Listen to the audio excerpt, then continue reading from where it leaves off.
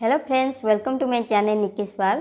तो आज आम शीत दिने शिशु मान त्वचार किपरि जत्न नेबा, कारण शीत दिने स्किन ड्राए हो जाए से कुंडे हेबा नाली नाली फड़ी जा एसबूर प्रोब्लेम देखा दे थाए। तो शीत ऋतु में शिशु मान त्वचार केयर नेबा निहाती आवश्यक। शीत दिने आम शिशु को गाधे देबा कि नहीं, तो आपड़ शीत दिने शिशु को प्रत्येक दिन गाधे दे पारे, किंतु 6 मासर छोट शिशु स्किन बहुत पतला थाए, तेणु सहजरे ठंडा लगिजार संभावना रही है। तेणु आपड़ जदि गोटे दिन आप पानी में गाधे देउछंती, तेबे अल्टरनेटिव डे रे आपड़ गोटे सूता कपड़ा नहीं ताकू नख उषुम पानी बुड़ेकी ताकू पोछि दियंतु।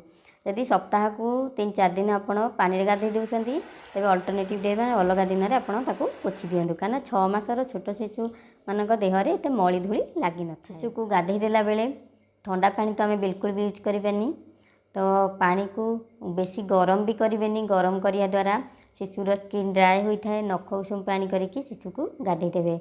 शिशु को पानी रे बुड़िया पूर्व आपण पानी को चेक करेंगे केते गरम अच्छी।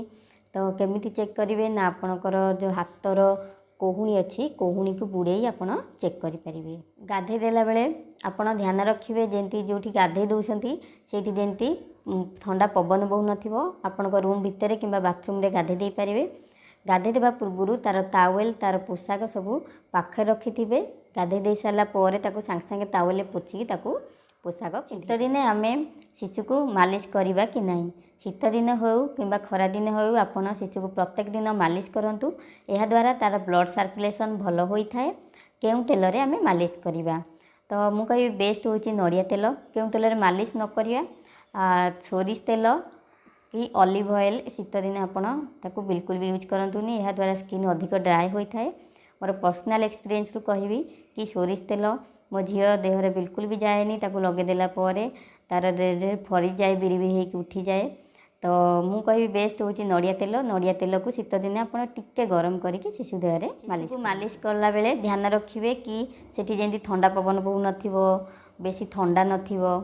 तो बाहर ठंडा पवन आप शिशु को मालिश करेंगे, घर भितर आप मालिश करेंगे। नले एपरी करें कि शिशुर देहरु पूरा पोशाक न काढ़ी प्रथम हाथ मालिश करदे, गोड़ मालिश करदे, तापर देह मालिश करेंगे। एमती भी करें।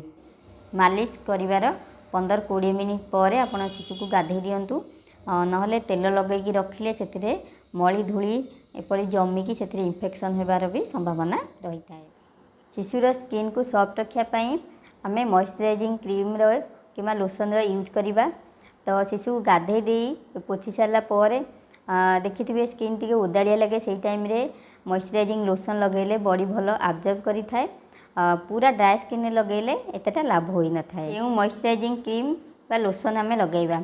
तो मु मो झी वैष्णवी ऑटोग्लार क्रीम आ लोशन एबे जाए भी यूज करुच्ची, किंतु समस्त स्किन अलग थाए। से आपड़ जदि किसी नुआ प्रोडक्ट यूज करछंती, तेबे आपड़ शिशुर अल्प किसी जगार लगेगी देखिए ता सूट करुच्ची कि नहीं। जदि सूट करुच्ची तेबे आपड़ संपूर्ण बॉडी रे लगे पारिबे। शीत दिन आम शिशु को कौन पिंधेवा, तो शिशु को गरम रखापी आम स्वेटर कि उलेन कपड़ा पिंधेवा निहाती आवश्यक। तो आपड़ स्वेटर खाली देहरे पिंधेबेनी, प्रथमे ताकू सार्ट पिंधेबे, सूतार कपड़ा पिंधेबे, तापरे स्वेटर पिंधेबे।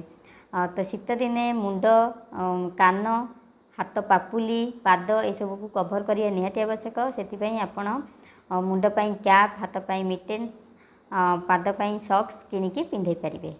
शीत दिने शिशु को हाइड्रेट रखिया निहाती जरूरी। तो जदि शिशुटी 6 मासरू छोट अच्छी, तेबे ताकू बार बार ब्रेस्ट फीडिंग करांतु।